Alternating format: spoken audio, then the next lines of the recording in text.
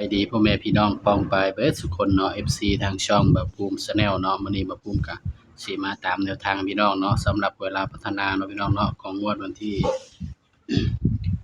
หยังพี่น้องวันที่23เนาะจนวันที่19นี่วันที่10วันที่20นี่เนาะบ่าวบ่ได้ลงให้เนาะเพราะว่า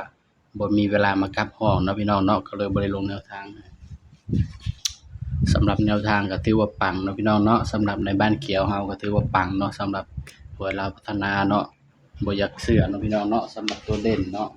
สำหรับเด่นนี่เข้ามาตั้งแต่ต้นเดือนกุมภาเนาะพี่น้องเนาะเข้าทุกงวดเนาะสำหรับตัวเด่นเนาะก็บ่เคยหลุดเนาะพี่น้องเนาะสำหรับตัวเด่นเข้ามาตั้งแต่เดือนกุมภาเนาะพี่น้องเนาะเข้าตลอดเนาะสำหรับเด่นเฮาเพราะฉะนั้นก็ไปตามกันต่อเนาะสำหรับบ้านเขียวเด้อพี่น้องเด้อที่เข้าตลอดเนาะสำหรับบ้านเขียวเนาะเด่นเข้าตลอดเนาะพี่น้องแต่ว่าบางเทื่อก็จับคู่บ่เข้าเนาะเพราะว่ามั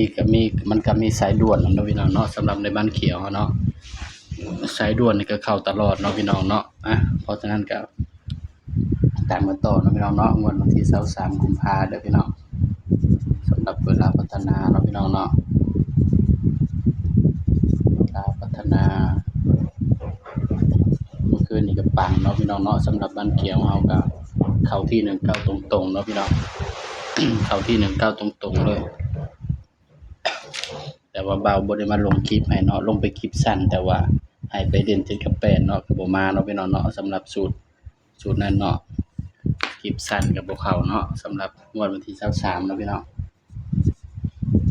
สำหรับเด่นเด้อพี่น้องเด้อนี่สำหรับตัวเด่นเนาะให้เด่นไปที่6กับ7เด้อพี่น้องเด่น6กับ7เด้อพี่น้องเด้อในงวดวันที่23เนาะเด่น6กับ7บ่าวก็สิเอามาจัดใส่กับชุดวินที่มันออกมือวันศุกร์เนาะพี่น้องเนาะสำหรับมาจับคู่ก็อาจสิได้อยู่10คู่เด้อพี่น้อง1 2 3 4 10คู่เนาะพี่น้องเนาะก็สิได้หลายคู่นี่เด้อพี่น้องเด้อถ้า6มาเนาะ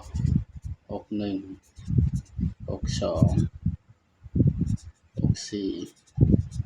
65 69ก็สิได้10คู่เนาะพี่น้องเนาะถ้าสูตรนี้เนาะ71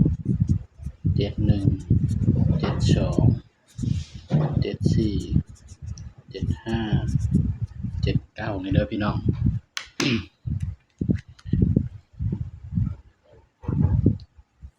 สำหรับเด่นให้เด่น6เด้อพี่น้องเด้อนี่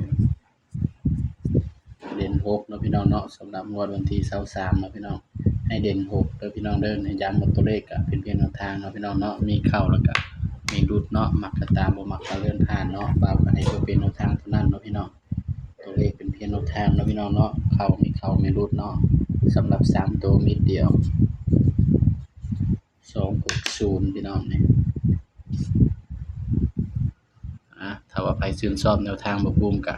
สามารถแอดไลน์มาได้เนาะพี่น้องเนาะ1ใบแดงต่อเดือนลงให้แนวทางคู่มือเนาะมีแนวทางให้หลายแนวทางเนาะพี่น้องเนาะสำหรับในบ้านแดงเนาะลาวสามัคคีก็มีเนาะพี่น้องเนาะสำหรับลาวสามัคคีสำหรับคลิปนี้เนาะบ่าวก็ฝากไว้เพียงส่ำนี้เนาะพี่น้องเนาะอย่าลืมกดไลค์กดแชร์กดติดตามบ่าวภูมิ Channel ด้วยเด้อพี่น้องเด้อแล้วก็สิไปตามตัวเด่นตัวเดียวต่อเนาะพี่น้องเนาะสำหรับคลิปนี้ก็ขอให้พี่น้องทุกคนปังๆเนาะพี่น้องเนาะปังๆทั้งบนทั้งล่างเด้อพี่น้องเด้อสำหรับคลิปนี้ก็สวัสดีครับ